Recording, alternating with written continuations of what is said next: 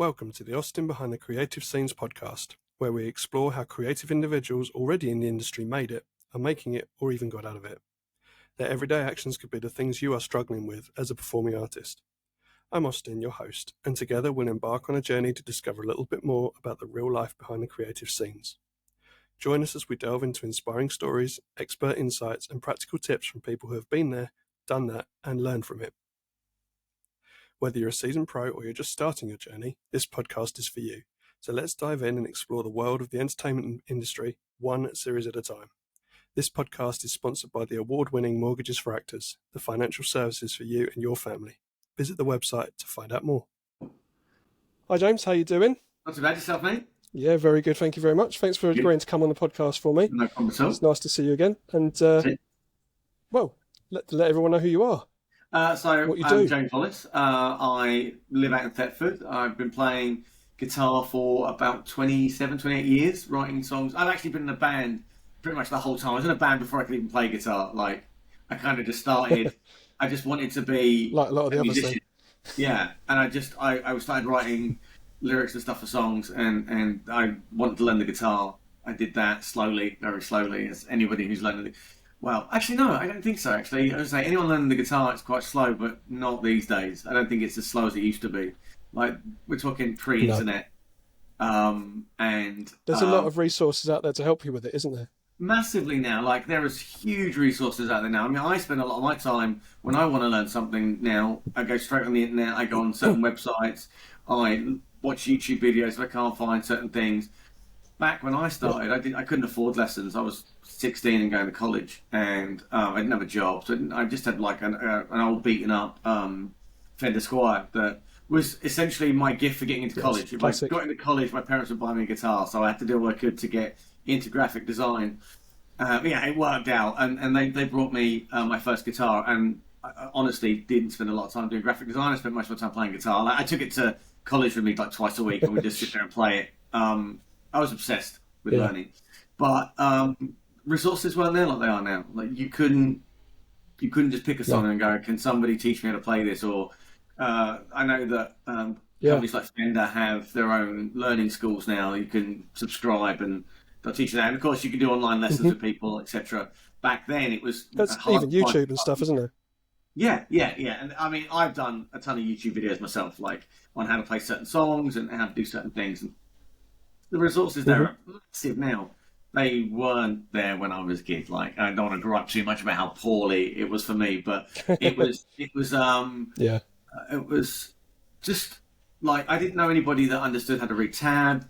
I didn't have anyone to teach me how to play chords particularly, but I had like a real moment of determination when I was young. My brother-in-law, he's now my brother-in-law, he wasn't then, but my now brother-in-law, Ben, he played guitar in quite a popular local band. And I was like, he came over. They were living in London at the time. They just moved to London. He came back from London, and I was like, I'm in a band. I'm finally in a band. He was like, that's great. We went to recordings, and we played this horrific version of "Everybody Hurts" by R.E.M. And I didn't know enough about guitar, so I was just strumming the chords, thinking that was close enough, and it's not. It's arpeggio chords, etc. And he was like, no, you've done it completely wrong, and kind of like embarrassed me in front of my band, like, it should be done like this. And it was a tough moment for me. And actually, we spoke about it maybe 15, 20 years later. I said that was a real catalyst for me to get better. Like, it really inspired me. Like, I felt like a bit of a mug and didn't want to feel like that again. And I really got my head down and tried to become the best I could be, or the guitar player I am now. Like, I kind of talk to people now. I have my own Instagram page where I post a lot of videos, and I chat to a lot of guitar players and musicians. Yeah. And I kind of say to people now, I think I've done my 10,000 hours, which is what they say you need to do to master any instrument. 10,000 hours to learn anything. That's right. Yeah, and within reason now, I can learn anything I want. Like, if I find a song that I love, I can go ahead and learn that. I can pick that up either by ear or the quicker way of going on the internet, and I can learn a song almost within half an hour. Which is lovely for me. Like, if I'm like, oh God, I love that song, man. That song's great. How do I play that? And I can sit there and I'll sit in this room and I'll record. I'll learn it and I'll record it and I'll post it on Instagram or Facebook or whatever. That has become quite the joy of all those years of practicing, because now That's nothing. good. I mean, do you still get though? I desperately need to ask this. Do you still get it when you go to a barbecue? Someone gives you a guitar and says, "Play something," and your mind goes, "I don't know anything." To be honest, it's one of my golden rules. I never tell people I play guitar. If I go somewhere new, I don't Oh, talk about it. I don't bring it up because evidently no. someone will bring a guitar out and go, "Can you play this for me? Can you?" And I've got this thing where I don't really play in guitar shops either. I'm not a fan of that in Oh any yeah. way. I won't go in. I walk No into a Stairway guitar to Heaven shop. then. Oh God, yeah, yeah, Wonderwall or Sweet Child of Mine. The classics are Yeah. there. But Yeah. I've done it in the past, and it always felt like a bit like a competition. Like someone else is playing something over there, someone's playing, and it's like, how good are you? Yeah. People walk past, and they're kind of like, well, how good are you? And I tend not to play at all. And if I know I'm going, I'll Yeah. sit down for half an hour maybe beforehand and just think, right, if I have to sit and play something, I'll do this. And funnily, because of 12 bar how blues all the way. yeah, but like because of how I write, we write in a lot of different tunings. So a lot of the stuff that I would play Mm. naturally from a week to week basis, you can't just pick up in a store and play. You have to kind of borrow a tuner and you sit there for a while. And I don't really Yeah. do that. So if I have to play it, it's usually John Mayer or Chili Peppers or something like that. Like, but again, I don't want to be that guy Mm. showing off and playing like lengthy solos or anything like that. I tend to pick up a guitar, play it for 10 minutes, make a Eruption. decision. Yeah. Yeah. Yeah. Actually, the last guitar I bought my. I'm just if I angle it slightly that way, the this one here. I'm gonna get my hand so you can see it. There we go. That pink guitar. Anyway, I bought that. That's the last guitar I bought from Peach Guitar.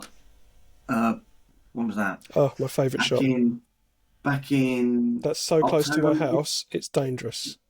Oh God, yeah, I bet. But yeah, the shop's great. I actually went in there a couple of weeks back and they fixed one of my guitars and they're very helpful. And they did it for free, which is lovely. Oh, good. So big shout out to Peach Guitars That's for really that. good. But I went in to Definitely. buy. I'd never owned a decent Strat. I'd never owned like a high quality Strat. And I went in and I was looking at the Dark Knight burst ones they did, and the John Mayer Silver Sky that you can buy. Hmm. So that was kind of my plan. Like I had like a budget of like I want to buy like sort of £1,000, £2,000 guitar. Yeah. Went in, played a couple. I was like, these aren't they're not great. I wasn't like, oh my god, this is amazing. And they had that on the Yeah. on the wall, and the price range is high. Like, well, I'll tell you what the price range was, but it's high. It's a Fender custom shop, and I was like, I can just imagine. give it a quick go. Like while we're here, Yeah. I said to Emma, I was like, I'll just 5 minutes. And man, I fell in love with that guitar instantly. Like I was like, oh my god, this is beautiful.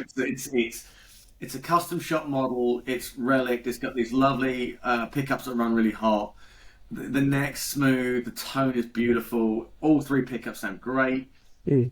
I was like, damn man, I might have to buy that guitar. And I kind of went away like I would normally do and kind of tried to forget about it. And then I was looking up on the internet, could I find it Yeah. cheaper and what could I do? And I went back and played it again, which is the big mistake I made. Like, if I hadn't gone back, I probably Mm. wouldn't have brought it. And I was like, I'm really interested, but the Yeah. price is a bit much. And we haggled for a little bit. I said, like, I can pay cash at a certain amount, and they did me a deal, which is lovely. So it wasn't the guitar I was Well, that's going always for. I nice of spent them. way more money, but it feels. Yeah. Sometimes the guitar feels right for you. I know people say it, and I didn't really believe it. But sometimes you pick up a guitar and it's like that's the one I want. Like that feels just right. So Mm. I'm really happy I've got it, and I play it all the time, which is nice. Um, That's really good. but That's really good. I mean, that was um, one of my questions. I was going to ask you if you had some favourite kit, but I think that sounds like that's it's the one, isn't it? it's no, actually, that's actually quite problematic. I've just gone through that whole thing, but it's probably not my favorite guitar that I own. I'm just going to grab it. Hang on, Oh. I've got this Gibson Les Paul Silverburst. You can see that. Yep. This is a 2007 model. Very nice. It's custom shop. It's worn a lot. You can see that on the back there. It's well used and well worn. I got this second hand. Getting it brand new would have cost me more money than my house probably. Um, I've always wanted one of these. I've been a huge Tool fan for years, and Yeah. this is what the guy from Tool uses. He uses a Les Paul Silverburst, and Hmm. this neck pickup is the most amazing sounding pickup I've ever played. It's Oh, beyond awesome. beautiful. And this thing What is is it? A just humbucker or is it a yeah, it's a humbucker, but different branded one or something?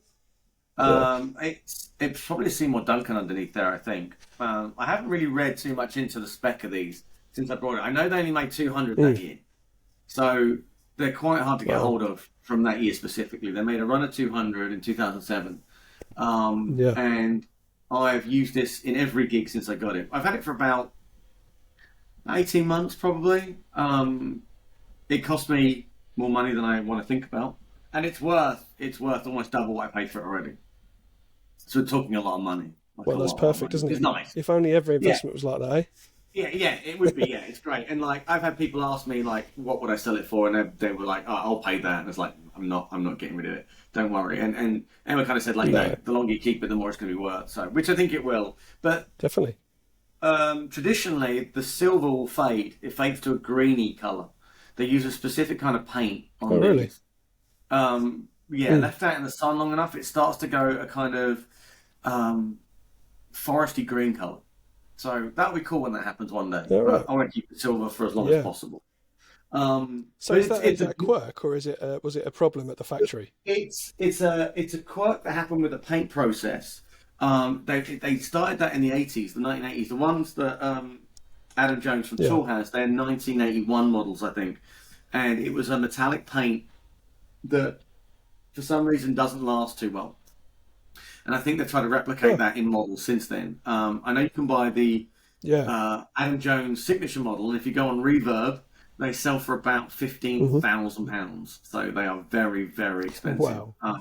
Yeah, they made a run of. Guitar, They made two car, separate guitar, runs. car. Yeah. They made two Yeah. separate runs of 79 models each, and to buy one of Mm. the actual signature ones is like 15,000, 12,000 to £15,000.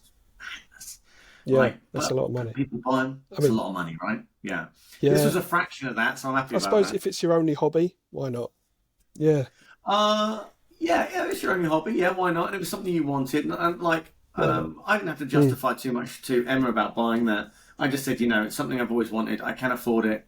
Yeah, you okay with that? She was like, yeah, if that's what you want, then it's fine. Like, and I sold a bunch of guitars once I brought that because they kind of became obsolete. There's no need to sort of own. I had a couple of Les Pauls and a few other Fenders. I just got rid of them. I didn't really need them. Like, I knew I Yeah. wasn't going to play them again. I had a lovely Jim Root Okay. Jazzmaster that I got rid of as well, just because Hmm. that was my live guitar. But now the Les Paul's my live guitar. So whatever show I play, Gotcha. that's Talking of that's live, fine. yeah. Yeah, Talking of live, we were chatting just before we started recording actually about how you had to yeah, jump in on a concert. yeah, Tell us a yeah. bit more about that. How did that come about? How did you Okay, get in there? so I've been playing with Unit 33. We've been a band for about 6 years, and obviously when you play as many shows as we did, you get to meet a lot of other bands and play a lot of other shows. And one of the bands that Hmm. we'd become really friendly with was a band called Fatality. They're based out in Chelmsford. Obviously, at the time we were based in Colchester, so quite close. And we actually met at this place called the Beehive, which is in Bow in East London, just not too far from Stratford. And the Yep. Beehive has this Yep. I think I know the one. tiny little venue at the back, and it's like the size of a front room. It's literally like you get 40 people in there, and it is full to the brim, and that's including the Very stage. intimate We gigs. played this. Yeah. We played this show with like five other bands. It was a great night, but one of the bands we played with, the Fatality, so we played Hmm. with them, and we kind of stayed friends since. We played probably 6 or 7 shows over the course of the next 2 years together. So I got to know the guys pretty well, and Josh in particular. Um, and Josh had got offered the chance to play at Glaston Budget, which is the premier tribute cover band festival in the country. Hmm. But they have a original band stage, and he was like, "We're playing that." It's like, "That's amazing. That's great for you guys." And he was like, "Yeah, one problem: our guitar player can't play." I'm like, "Ah," and he was like, "Would you step in?" I was like, "When is it?" He's like, "Well, it's 6 weeks from now." It's like, "No, I'm not learning your set in 6 weeks. It's just I haven't got the time for it." And he's like, "Okay, that's cool. We'll get someone else." I was like, "That's fine." Maybe a fortnight had passed, and I was like, "How's it going?" He's like, "Oh, the other guy didn't work out. Like, he came, couldn't learn the songs quick enough, and it wasn't, the chemistry wasn't there or whatever." And he's like, "We're Mm. gonna have to pull the show. We're gonna pull the show." I was like, "Oh man, that sucks for you guys. That's a shame." I was like, "Look, don't pull the show. I'll do it. I'll learn it. Give me a week. Send me all the info you've got. Send me all the tabs. Give me a week. I'll see where we're at. So he did. He sent me over these really rough versions of the songs, and I sat here, like, played them over and over. So Emma was just like, "Oh God, that song, man!" Like, I just crank it up and trying to learn and get it in my head. Bless her, she's down there working. Like, oh God, I'm just sick of that song. We went to practice about a fortnight before the show, and Josh couldn't make it, so it was just me, Jordan the drummer, and Matt the bass player. I'd not met Jordan before at all. I'd met Matt. Jordan was a new drummer, but I met Matt because he played for Fatality for a while. Right. But Jordan had just joined maybe 3-4 months prior. We went through the songs without Josh. I did okay, I think, but, like, there's that doubt creeping. Like, is that how it goes? So, like, yeah, that's pretty spot on or something for that. And we kind of agreed that with, like, the guitar solos, I would improvise rather than learn them down. I would make up my own solo. That kind of saved a lot of time. Because it didn't really matter. Just find the right key and off you go. We missed a week because I think Jordan could make it, and then the next week was the week of the show. I think the Tuesday night we went to practice. Josh turned up. We had one practice with all 4 of us. It went well enough, and then we played the show on the Friday. We drove out to Loughborough or wherever it is. It's at Derbyshire, Birmingham way. Drove up there that night after work. We played the show. Like I was saying earlier, we played the show about 9 o'clock. We were a 45-minute set. Jumped back in the car, drove back home. However long it took, 3 hours to get home, whatever it was.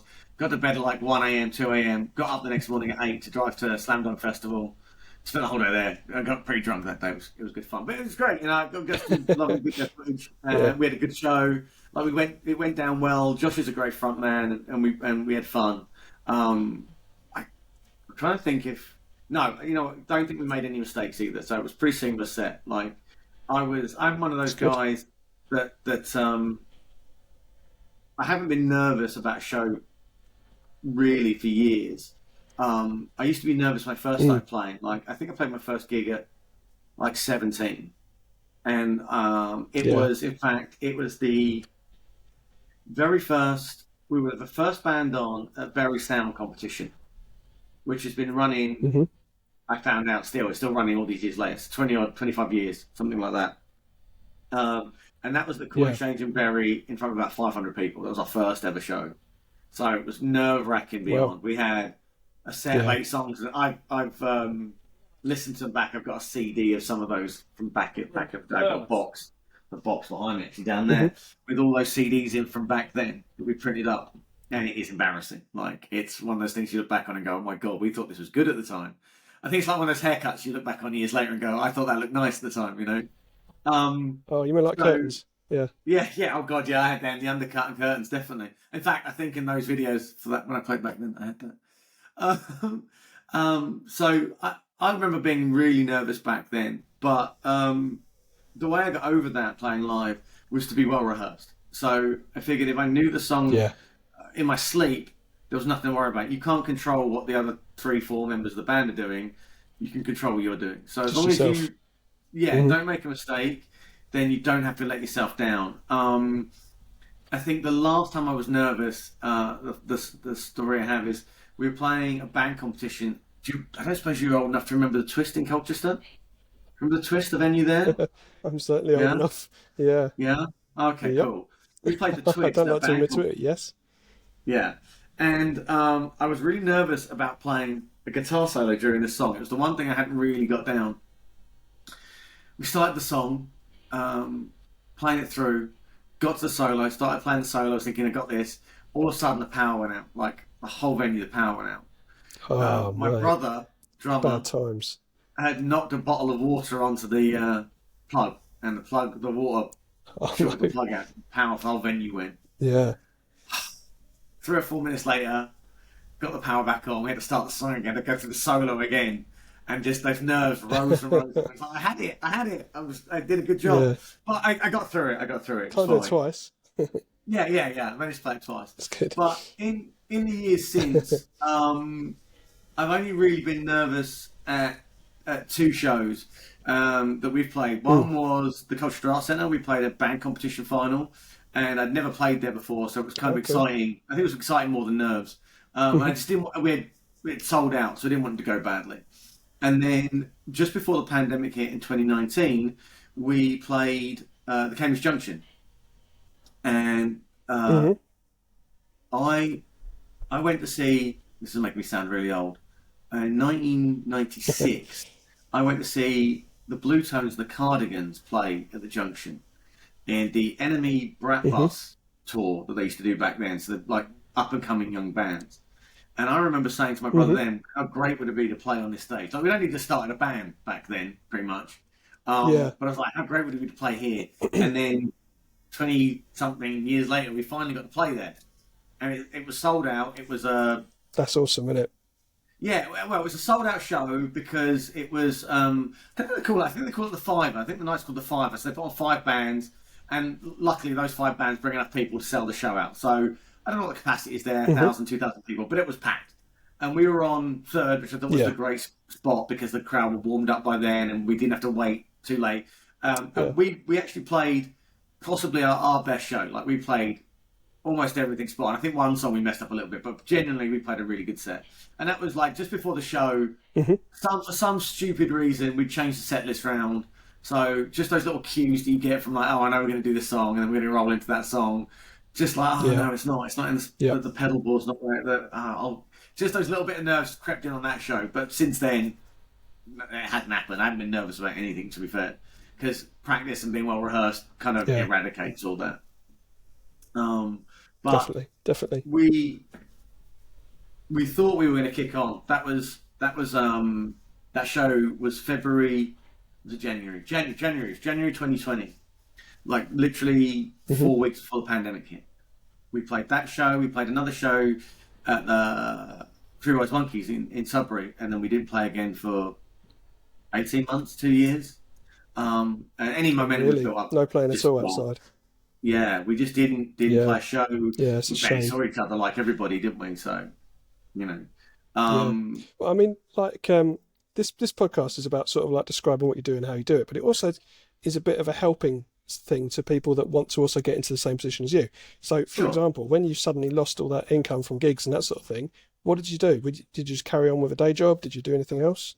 Well, yeah, I've always had a day job. I'd love to think that one day making music will be something that I can do full time. But I think that Mm. more than ever, the industry's competitive nature and lack of money prevents so many Yeah. people from reaching any kind of potential. They talk about Spotify and Apple Music and SoundCloud helping Mm. artists, but I can't think that it hinders people more than ever.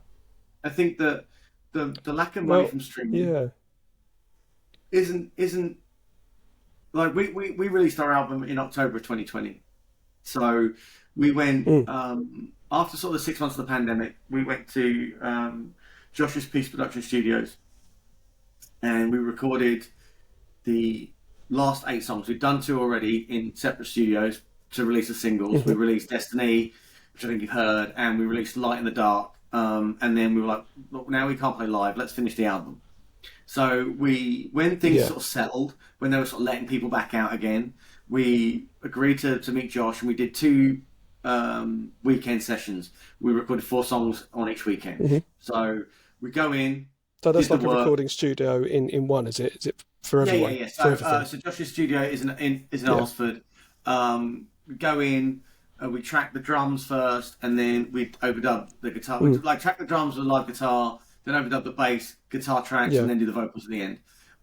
So we did a Oh, I weekend see. session in, I want to say August of that year, and then we did another Hmm. one late September, possibly. Okay. No. Yeah, I think it was. I'm not too sure on the details. Anyway, we did the 2 weekends. At We some did point, four yeah. songs each weekend. We had pretty solid six. Well, we thought we had a pretty solid 8 songs for the album to finish with the other two for a 10-track album, but I really Hmm. wasn't happy with 2 of them. So I said, "Can you guys give me a week, 2 weeks to write 2 new songs?" And I wrote one of them's called "Part of Me." I can't think what the other one's called now. God, it's been a while. But "Part of Me" is the close of the album. I think it's probably the best song I wrote for the album. So I was quite happy that we had the chance to Okay. write, and I think it was the last song we recorded as well. So we did that Yeah. during the pandemic to try and keep ourselves motivated and try and push on, try and do something positive. I think that was quite the common thing with a lot of bands. Yeah. Um, Mm. but that album will always forever cost us more to make than we'll ever make back from it, because of the way the system's set up, because Yeah. we don't have money to advertise, to promote, we don't have the contacts to play bigger shows, to work with bigger artists, to push on those things. Will Yeah. always be in debt, and I think that's where the system's broken. Where they say like Spotify allows Mm. everybody to get their music out there. Yes, millions of people have got their music out there, but it gets lost Yeah. because there's no way to push Yeah. it. People do it on Facebook all the time. I see it come up, and would you come and listen to my album? Come and check out our record. We've released a new EP. We've released a new album. It's Yeah. it's about having the time and inclination as a consumer of music, having the time to go, I want to go listen to that. I want to check that out. Like, I have friends on Instagram, they'll be like, releasing something new. Do me a favour and have a listen. And I will. I'll do them the favour they've done me. So when I release something, I know they'll return the favour. Yeah. But unless you've got a platform, a higher platform than just the streaming services to push that, I think you're in a lot of trouble. Emma and I went to a show last night, a new band called Far From Saints. Have you heard of them? Oh, I haven't actually, no. No, okay. So No, not one that's come off my essentially, Far radar From yet. Saints is Kelly from Stereophonics. That's his new band. Kelly Jones from Stereophonics. It's Oh, I see. Americana. I It's see. really good. The album's not out yet, but they released 3 songs. I don't even know how I got to hear of them, but check them out. They're great. We've got tickets to show. Yeah, well, And there was an artist called Eddie Benz. She supported them last night. She's from Wales.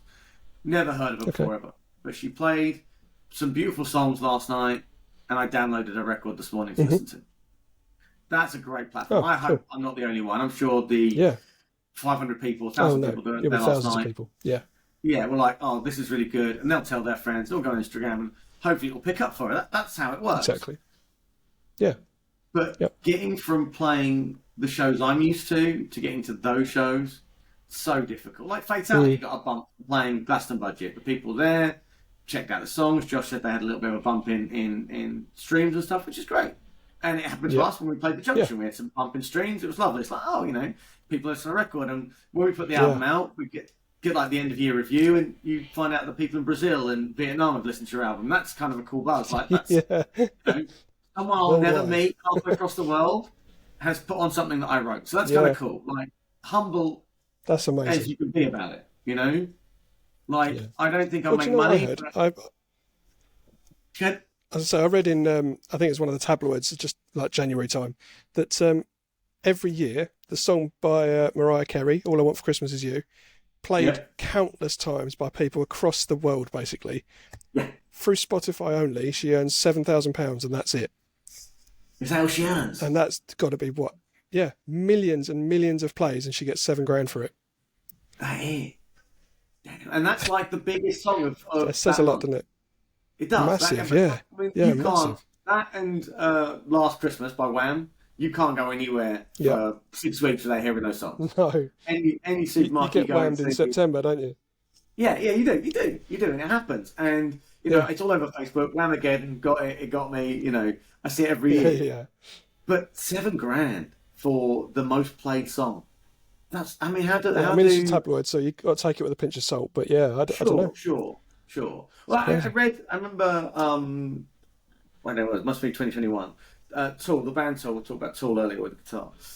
They finally released their music on streaming services. They were one of the last bands to give into that. I read that the week they released theirs was the same week that Taylor Swift released her latest album, and they are outsold Taylor Swift 2-1 because everyone was like, "Oh my god, I can finally download Tool on my phone or whatever." Yeah. And I did it personally. So I downloaded all 4 albums they had at the time. And I think that was when they released the new album, so it would have been all 5 albums. And they outsold her because everybody who was into that band for years finally didn't have to listen to a CD or vinyl, and they outsold Taylor Swift. But I mean, that won't happen again. If Taylor and Tool release an album the same day, they're not outselling Taylor Swift just from one album at a time. No, but they did the first time, and that's something to put on the wall, isn't it? We did it once. I suppose so.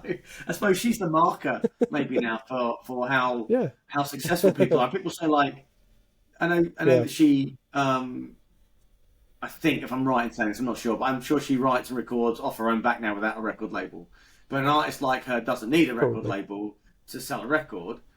It's her. No.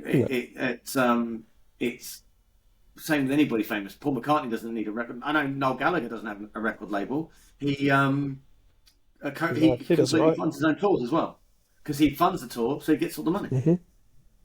How many people can do Yeah, that though? You yeah, he know, does all I right. mean, at the Not, level, not a lot. no, and at the level that I'm at, that most people are at, that make music either in studios or at home, and release on Spotify or Apple Music, the level you're at, you know it's going to cost you more money than you're ever going to make from it. Playing live shows, it's just a drain on resources. It's petrol, it's time, it's money. Mm, Trying to get people to yeah, come and see you play. If you don't love it, then don't do it.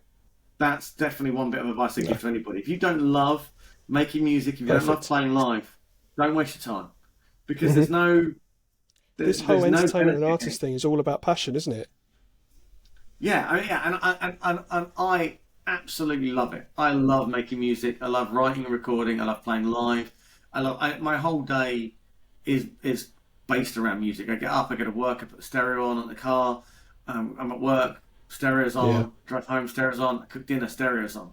And when I'm not listening to music, I'm thinking about making music. So weekend, I'll sit in here. I've got Yeah. my notebook here that I'll write songs.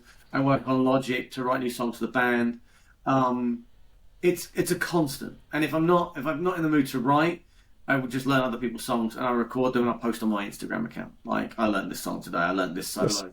I know you've seen bits of it. You know, I'll just post. I learned a new John Mayer solo or something yeah. like that. I learned something from Hendrix, and it's just um, something to do to unwind on a Sunday, kind of thing. You know. Yeah, definitely. Um, Yeah, I but if mean, you don't I can love tell it, you love it. I mean, I follow you on Instagram and I watch you twiddling away and playing with songs and that sort of thing. And yeah, I mean, you definitely love it. You can just see it from your videos, let alone actually seeing you in the flesh. So yeah, yeah, keep thanks, going. man. Yeah, like I just a firm believer in that. Like life is short. I'm not going to waste it doing something I don't love. Like I just can't see the point in doing that. I think that like harking back to the Glaston budget show, I knew it would be a load of fun if we Mm, did it. I knew if I put the work in, I would have a memory that I can look back on years later and go, "That was a great weekend." yeah. And we went to Slam Dunk Festival 2023 2 weeks ago, and we were talking about then Hmm. like last year was crazy. We did the Glaston budget show, and I met Josh there. We met at the Slam Dunk this year, and it was like it's crazy. It was a year ago we did that. He didn't go to Slam Dunk last year because of that, but I Yeah. obviously did. Um, and like it's still a great memory to have, like of playing these shows and this video up on YouTube and stuff. You can sort of look at it and go, "Damn, that was kind of cool." Like big stage, lots of lights, and the sound was Yeah. great. And, you know, and it's like taking those Yeah. opportunities as and when you can get them. You know, I'm definitely in a place where I'd never say no to anything. If someone's like, "You want to do this? It'll be fun." I'm in. You know, we actually played Yeah. Yeah. Josh's wedding as well. Maybe 5 6 months later, Oh, Unit 33, we played his wedding. It was like, we're going to do a festival theme at the wedding. You want to play? And we went to Jimmy's farm, just outside Ipswich. And oh yeah. we all I dressed know up where in that blue is. suits and played his wedding, played like metal songs for his wedding. It was great fun. And then stayed for the rest of Brilliant. the evening, That's really had some cool. drinks, and it was great. But Yeah. again, it's something you can't do. If you're Um, not going to have fun, don't do it. yeah, cool. Exactly. So who are your main your aspirations? Who are your main people that you use as muses, apart from Muse, which obviously everyone does? um, when when I first started playing, all I wanted to be was Kurt Cobain. Like I was obsessed with Nirvana, and that obsession hasn't disappeared over the years. In fact, I read a book by his manager like maybe last week, 2 weeks ago. We were down in Cornwall, and I read another book about Kurt Cobain. Like I've probably read 7 or 8 over the years. But I grew up in that era of like '94. Really started listening to music at that point, and then Britpop hit, and it was huge for Blur and Oasis. Graham Coxon's a huge influence on my playing. Noel as well. Yeah. Uh, Maybe not so much influence on how I play guitar, but how I write songs. He definitely, it's about Yeah. writing strong choruses and making a part of your song really stand out. That's always stuck with me. And obviously, Hmm. Kurt did that with Nirvana with the kind of the light and shade from the the quieter verse to the heavier chorus. We still kind of stick to those kind of themes when I write. Yeah. But over the years, I wanted to become less of a songwriter, more of a guitar player. I wanted to write songs that just something I could be proud of, rather than like maybe something. When I used to write songs, it was quite basic, and I wanted to write something that was a bit more complex. Yeah. To do that, I needed to become a better player. So I took a while out from actually writing and just purely focused on playing and getting better. Like certainly metal stuff, like learning how the Yeah. techniques work. I bought a ton of DVDs and a bunch of books and spent a ton of time on the internet reading about how to improve your technique, learning like pinch harmonics, how to work with the whammy part, do like dive bombs and all that kind of stuff. I spent a lot of time studying Jim Root from Slipknot. It was a huge influence on my playing at the time. Like, how did he do certain things? How did he play the legato like he does? Like, I need to learn that technique. Like, it's something I hadn't done. Now my legato playing is really good. Two-finger tapping, things like that. Like, never was a fan of Van Halen, but seeing metal bands like Trivium, Slipknot again, use those techniques. Like, I wanted to do that so that when we wrote songs, I could do those things. I kind of got stuck on sweep picking for quite some time, as most guitar players do. I spent probably 6 months learning it, and then I spent the next year and a half not playing it, so now I can't really do it. And I never really use it in songs, Yeah. so I never really do it at all. But for a while, we had like 2 songs where I had this kind of sweep picking bit in the solo that kind of kept my practice up, but we dropped those songs and I never really carried on with it. Um, I then really got into like players like John Mayer, like his style of play really appealed to me. That Yeah. kind of slower bluesy kind of style. Again, I want to know how it was done and how I could do it. I spent some time Mm. learning jazz as well, but I hated that. I didn't like doing that at all, and it doesn't feel good playing Yeah. jazz. I'm not a Um, jazz person at all. No. it just the playing doesn't feel good on my hands. Like when I play, I'm always a bit like I always feel like I'm a beginner. I'm doing it. It's like, oh, that sounds kind of cool, but Mm. my hand feels like it's not natural. So I don't tend to do it too much. No, I just personally Um, just don't get it. I don't feel jazz. yeah, same. I mean, some bits. There's that movie. You seen that movie Whiplash? You seen that about the drummer? It's ringing a bell, but I'm not sure I have. No. It's got what's his name? I can't even remember his name. Um, check it out. Check out Whiplash. It's a great movie. It's about Oh, a well, I'll look at drummer it. who joins I'll have a look. a jazz school, wants to become a jazz drummer, and the conflict between him and his teacher. It's a really good movie. I've watched that like four times. It's great. And Fair things enough. like that appeal. I really like La La Land as a movie. The Hmm. jazz in that appealed to me, but as a guitar player, Yeah. it's just not for me. It's just not for me. So I Yeah. spent a lot of time again, like learning stuff from players like Mayer.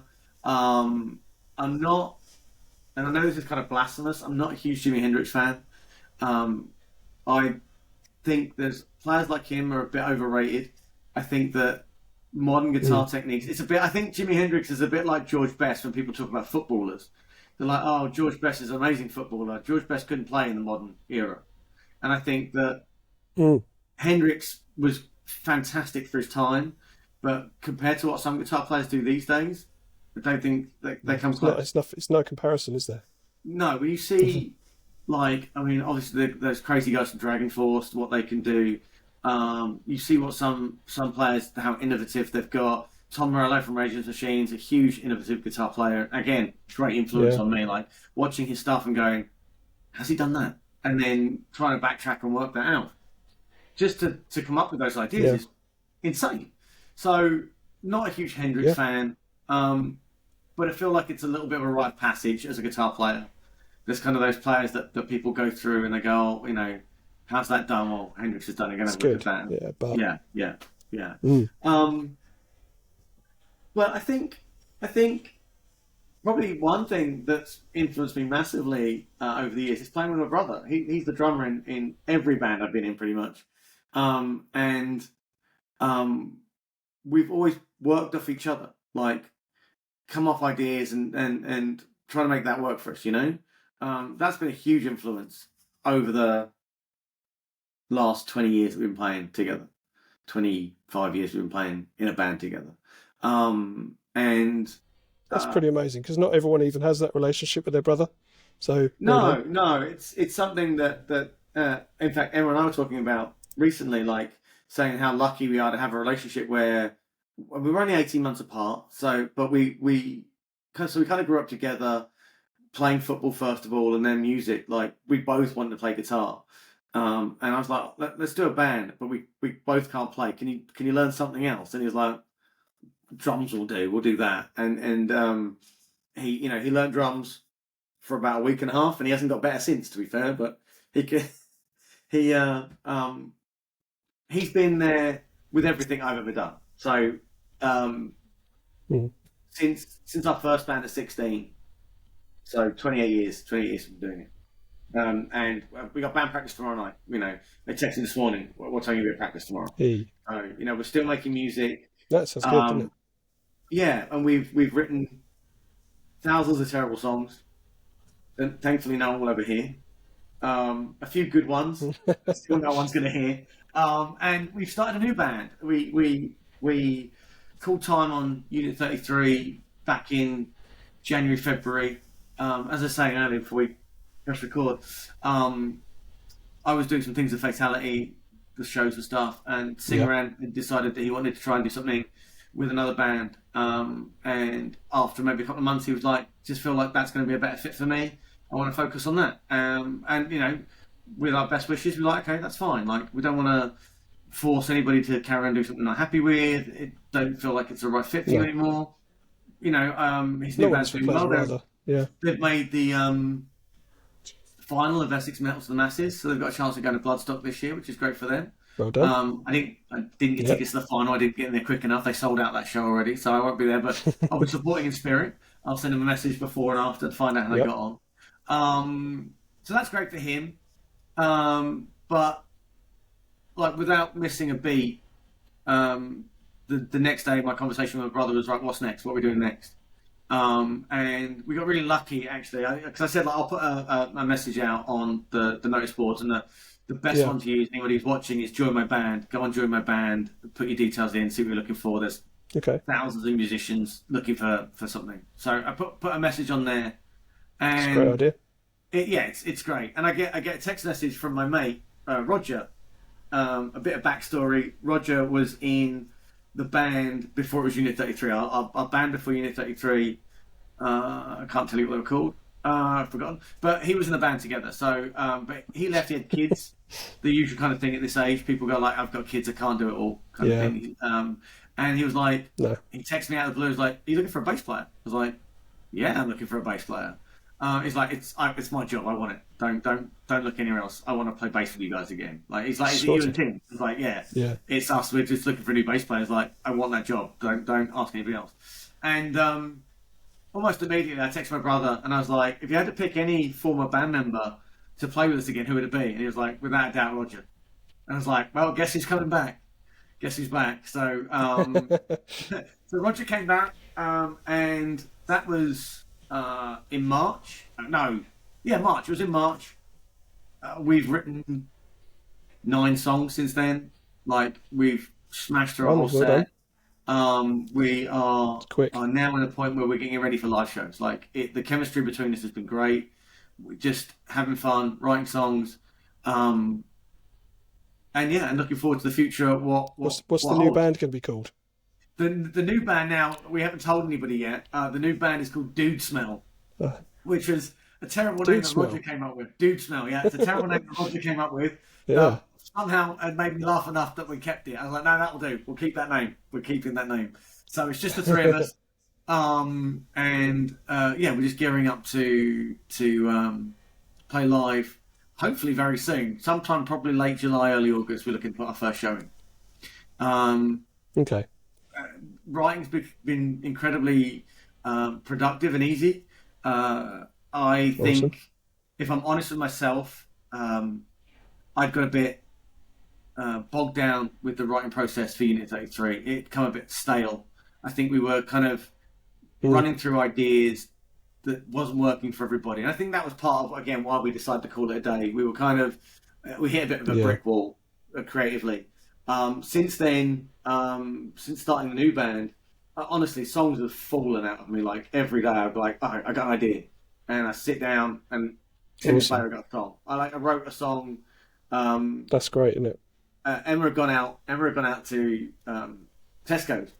Like I think she's going to get petrol and bread for breakfast. By the time she came back, I'd written a whole Yeah. song. And It's a then funny old the next breakfast. weekend, Yeah.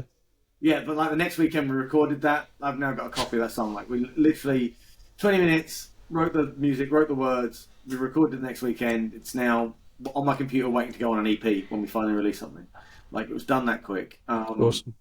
Yeah, and it's really great. And it's been really fun. And I think reconnecting with the fun element of playing in a band has really helped me. Like again, I think we got a bit stagnant in the old band and probably should have called it quit 6 months Yeah. earlier. But Renewed that passion for doing it and being in it. yeah, like it has really kind of like ignited that for me again of like being inspired by music I listen to and then trying to emulate that in a way that makes me happy. You know, Awesome. it's been Brilliant. fun. So that's really well. Where can people find you? Where can people come and see you and listen to you? Well, I mean, for me, it's my Instagram account. If you're interested in watching me post about all the gigs I go to, all the books I read, and all the guitar stuff I play, it's at Jay the Dark Knight on Instagram.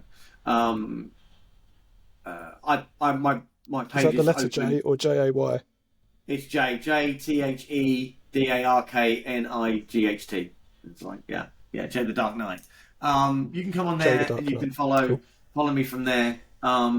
My page is open. It's not private or anything like that. I try and encourage people to come and see what I do. I've got nothing to hide, so I don't tend to worry about that kind of thing. But most of it is just me posting. I'd started off my page actually, seeing if I could do covers of complete albums. I had this concept idea that I could take an album from a band I love, like The Strokes or Nirvana, and Mm. could I learn? Back then, Instagram used to let you post a minute, like a minute of video. If you weren't verified, you Yeah. could post like a minute before it cut off. Or Hmm. so that's before Reels and all that. So my idea was just Yeah. to learn a minute of each song, and the guitar solo if the song had one. So I would post the let's say the main riff and the chorus, and then I'd post a solo on a separate post and do it that way. And I would sit Okay. down in my room, and I could probably learn an album through in about 4 hours, and learn it through and It's record good. it. It's amazing, actually. Um, Yeah. Longer if it had like complicated solos. Like I'm not going to say like some solos can take a little bit longer because they're a little bit lengthy and my brain doesn't work that well. But I started Yeah. doing that, and that was like the theme of my Instagram page. I wanted to have something that people could Mhm. come on and it's. I thought it was all well and good. Like I'd seen a lot of people post the classics, the Sweet Child of Mine, the Basket Case by Green Day, Yeah. or Ed Sheeran, like everybody posting the same song. Like I'd seen like in a week Hmm. probably 4 different versions of Smells Like Teen Spirit, and I was like, what about those people that want to hear on a plane or stay away from that album or something in the way? Like not when it's popular, but Yeah, I get that. if you like that song, maybe you want to hear people play something else. So I thought I'll do the whole thing. I'll do the whole album. So I did that Yeah. instead, and that kind of went down. That went down pretty well. Like, people seem to like that. I haven't done that so much the last year or two. Last year was it 2020? No, it was 2021. 2021, I did a guitar solo challenge. I don't know if you ever caught any of those when you were looking, but I did 365 guitar solos from 365 different bands over the course of the year. Posted one a I day. did see that. It was an Yeah. absolute nightmare to do. Like it drove me insane. It drove Emma insane as well. But I was just like, we would go on car journeys. I was like, Yeah. I still need like a list of solos to learn from different bands. Like, and I was like learning ABBA guitar solos and bands that I'd never played guitar tracks from ever. Like metal bands I'd never even heard of. I was like, have they got a solo? Oh, there's a song. Right, okay, and learn that. And like really trying to binge learn them on a Sunday afternoon. Like try and learn like 10 solos in an afternoon so I could post them throughout the week and then wait till next Sunday because I wouldn't have so much time in the evening kind of Yeah. thing. But I managed it. Like it was a lot of fun, but a lot of stress to do as well. I don't really Yeah. post on. I don't Definitely really worth a post. scroll back on your page, isn't it? Have I looked at my phone now? I think my Instagram page has 5,884 posts. Um, A lot of scrolling then. there's a lot to look through. There's an awful lot to look through, and a lot of what I've posted this year has been stuff that I've been going to see, like bands I've been going to see. So I posted a whole bunch of bands I went to see at Slam Dunk, and I did Far From Saints, the band we saw last night. Um, yeah, I've not been as focused on this year. Work's taken over a little bit, and time with the band has been a much more priority. So kind of the 2, 3 hours, 4 hours I have a week that I would normally play to sit and play guitar. I've been writing songs instead. And something I've been trying to do as well is learn songs all the way through, rather than just doing a minute's worth. Trying to learn the song from Yeah, start to finish. try and learn the whole thing. Yeah. I can find it. Let me just see if it's here. I honestly just scribble a lot of notes in this book. Here we go. Can you see? Can you see that? That's a list Not of really, but I 20. think, yes, that's sort of a can actually. Yeah, it's my horrible ineligible writing. But that's a list of 21 Oasis songs that I want to learn in full, and the ones crossed off are the ones I've learned and recorded in full. Blimey, well To be done. honest, I started this about a month and a half ago, and I haven't picked it up for about 3, 4 weeks. So I've only got 5 songs to finish, but I just haven't got around to doing it. To be fair, I've been a bit too busy with other Well, stuff. look, all the viewers and listeners on this podcast now have some exclusive into what you're going to be posting soon, which is They're all on my phone. They're sitting on my very phone. small ready to win. go. Yeah. I try not to post too much of the same band because I think people get bored of that. Like after doing the albums, I think people got a bit bored of doing that. You found it was a bit more productive for views and listens and likes and stuff if you mixed it up. So I'll sort of eke them out over the course of the year. But that's what I do to keep busy when I'm not playing in a band. Like that keeps me practicing. I think that's something that keeps me motivated. Oh, you dropped out there. I can hear that. Oh, I there you go. said, You're back. because I had the mute on because it's very loud in here, Okay. you're the passionate music man. Yeah, man. Yeah.